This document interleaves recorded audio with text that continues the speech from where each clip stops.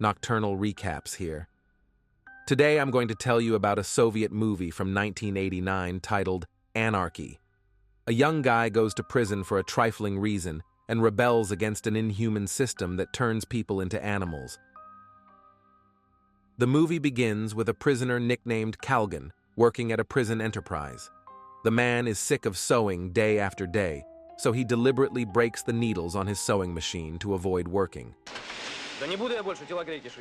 For refusing to work, he is taken to the thieves-in-law, who drink vodka in the storage room, as they are not supposed to work according to prison concepts.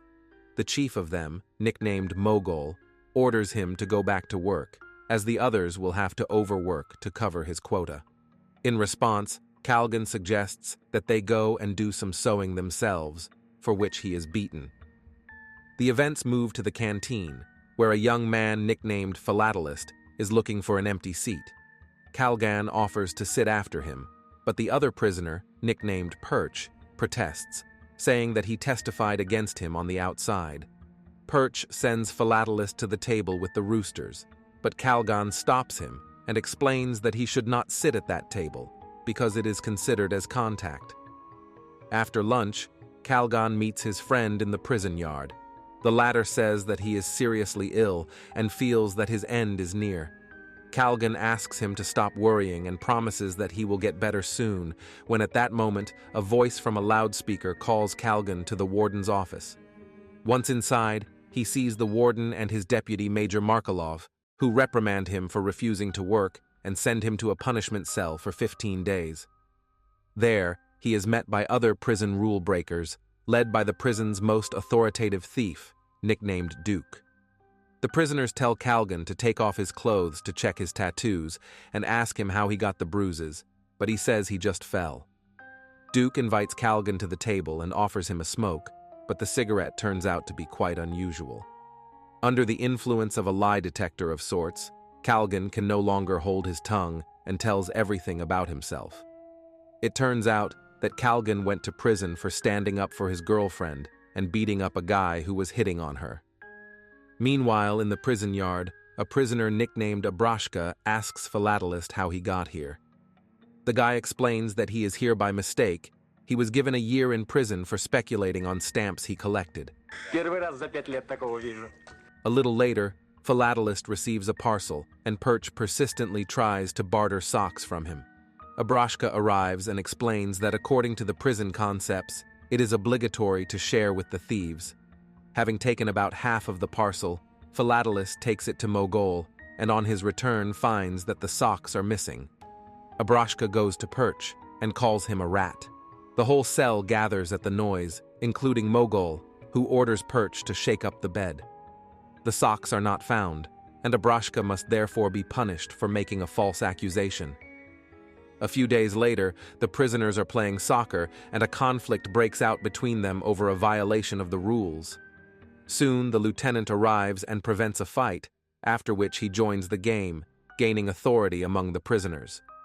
Major Markelov doesn't like it, and taking him aside, reprimands him for his condescending attitude towards the prisoners.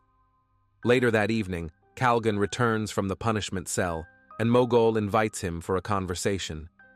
The thief offers him a place among his cronies, promising to get him out of work, but Kalgan refuses, saying he will be on his own. As he is getting ready for bed, Kalgan is visited by a friend who says that his time is coming to an end, and as a farewell, he asks him to stay human at all costs. The man leaves, and Kalgan is looking at a photo of his girlfriend when Philatelist comes over with a piece of cake.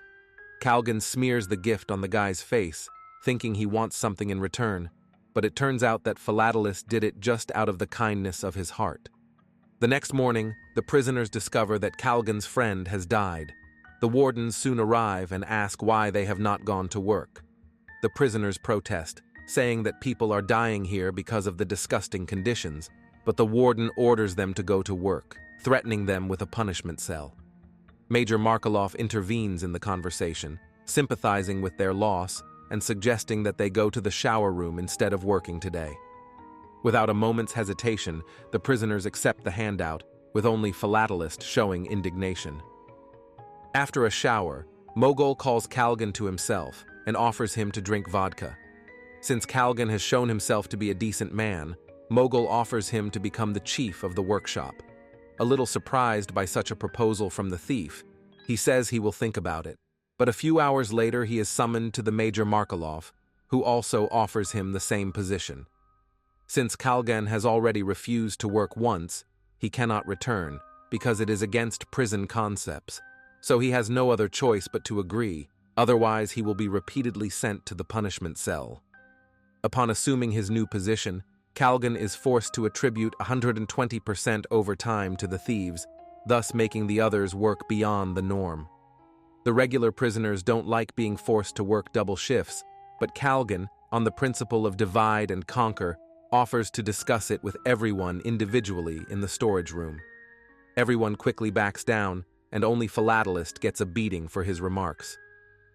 The next day, Major Markelov surprises Calgon for agreeing to become a brigadier by inviting his girlfriend to the visiting room. The major leaves them alone, and the girl tries to talk to her boyfriend as usual. But Calgon is no longer the same man he was before prison. Deciding that she came here to feel sorry for him, Calgon takes it out on the girl and takes her without her consent. When the major returns a few hours later, he finds the couple sitting nicely and drinking tea. Markelov escorts the girl outside the prison, and on the way tries to find out if Calgon has done anything wrong, but the girl says nothing. Ох и сволочь же ты, кум. Это ты мне вместо спасибо? Можете срок намотать? За изнасилование. A few days later in the prison yard, Philatelist begins to gain respect among the prisoners. As an educated man, he tells the prisoners stories of the Mamluks and Spartacus, inciting a spirit of rebellion. Soon, this bears fruit, and the prisoners go on strike, not wanting to work instead of the thieves.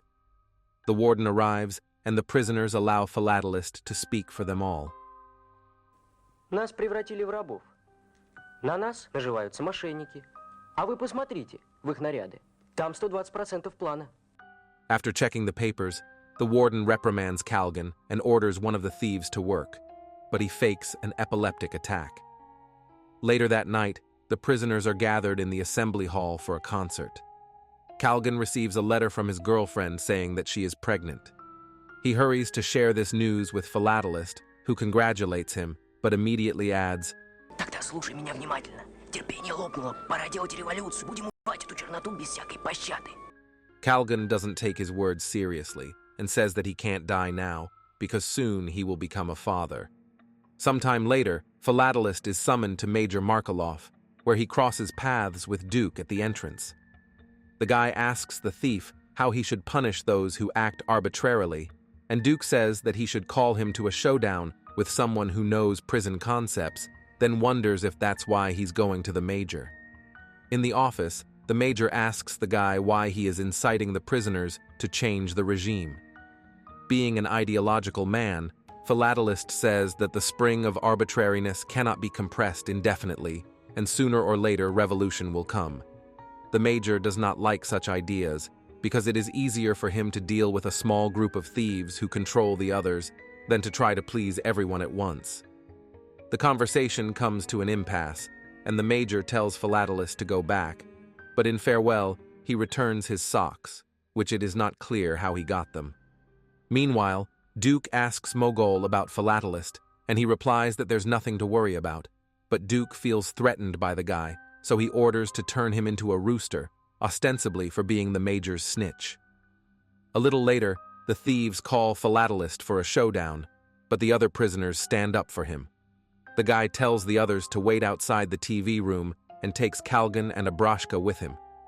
Inside, they ask him how he managed to return the stolen socks.